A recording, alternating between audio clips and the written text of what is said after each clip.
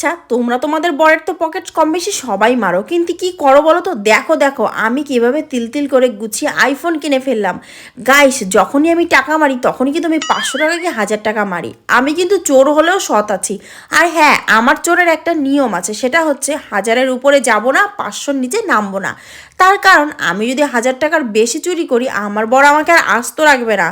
আর যদি 500 টাকার কম মারি, মানে 100-200 টাকার জন্য যদি আমি শুধু শুধু চোর বদনাম নিই, তাহলে কি আর হলো বলো? তাই আমি 500-1000-এর মাঝেই থাকি। আর দিনের পর দিন এইভাবে আমি টাকা গুছিয়ে আইফোন কিনে ফেললাম। হঠাৎ করে গাইস আমি একটু ইমোশনাল হয়ে গেলাম, কারণ অনেক রিস্ক নিয়ে এই টাকাগুলো আমি চুরি করেছি।